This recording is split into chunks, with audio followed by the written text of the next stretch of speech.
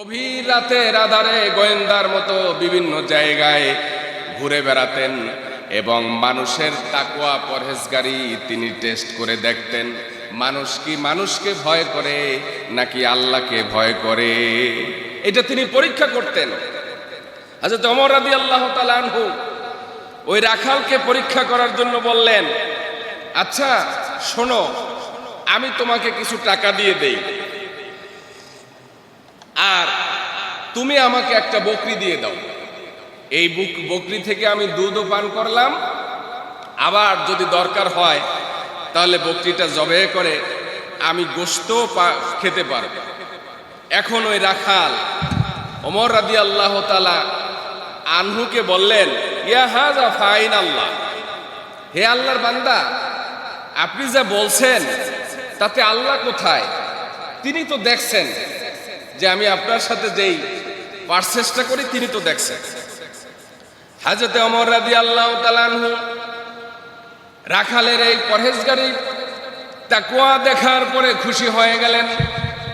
খুশি হয়ে রাখালের ঈমান দেখে ওমর রাদিয়াল্লাহু তাআলা আনহু বললেন, তোমার মতো রাখালের মধ্যে আমি যেই চরিত্র দেখতে পেলাম, যতদিন পর্যন্ত সমাজে তোমার মতো চরিত্রবান মানুষ থাকবে সেই সমাজ কখনো অধঃপতন হবে না। সুবহানাল্লাহ। সেই সমাজ তোমার মতো আদর্শবান মানুষ তৈরি করবে, সেই সমাজ কখনো অকল্যাণ করে পরিণত হবে না। আল্লাহ আমার সব কিছু দেখেন, এই চিন্তা মানুষের মধ্যে থাকলে মানুষ কি কোনো অপরাধ করতে পারে? মানুষ আজকে যা কিছু করছে সব কিছু করছে লোক দেখানো, লোকের ভয়ে করছে। আল্লাহর ভয় কিছু করছে কিনা আমাদের সন্দেহ হয়।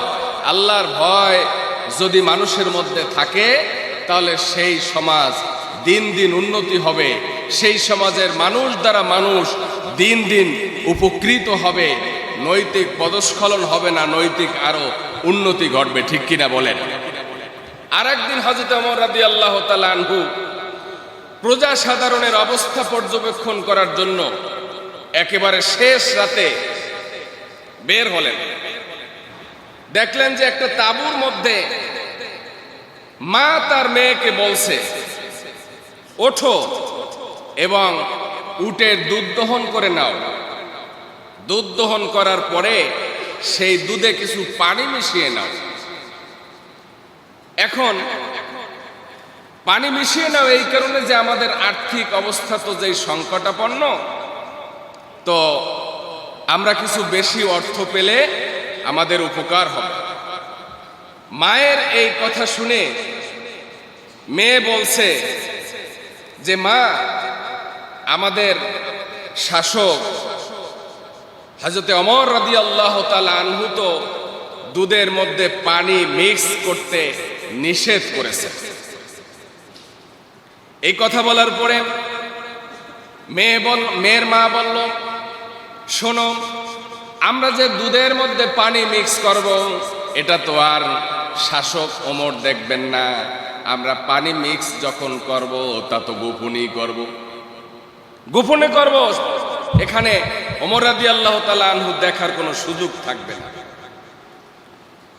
মা খলিফা ওমর রাদিয়াল্লাহু তাআলা আনহু দেখবেন না বলে মেয়েকে যখন এই কথা বললেন, মেয়ে তখন মাকে বললেন যে মা, ওমর রাদিয়াল্লাহু তাআলা আনহু না দেখলেও আমাদেরকে কি আল্লাহ দেখবেন না?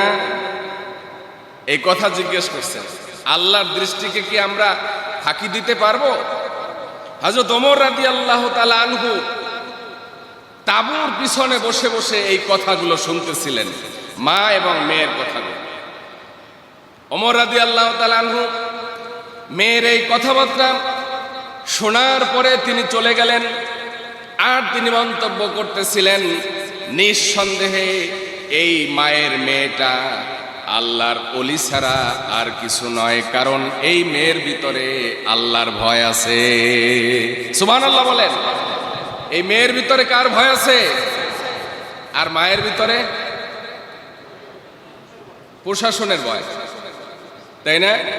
মানুষের ভয়। তো প্রশাসনের ভয় আর মানুষের ভয় আর আল্লাহর ভয়ের মধ্যে পার্থক্য আছে না নাই? হযরত ওমর রাদিয়াল্লাহু তাআলা আনহু মন্তব্য করলেন যে এই মেয়ে নিঃসন্দেহে আল্লাহর ওলি, তার গর্ভে নেককার সন্তান জন্মগ্রহণ করবে। সন্তান ভালো যদি কেউ চায় তাহলে তার মাটা ভালো হওয়ার দরকার আছে না নাই? আত্মাকোয়া চ্যানেল, সত্যের সন্ধানে।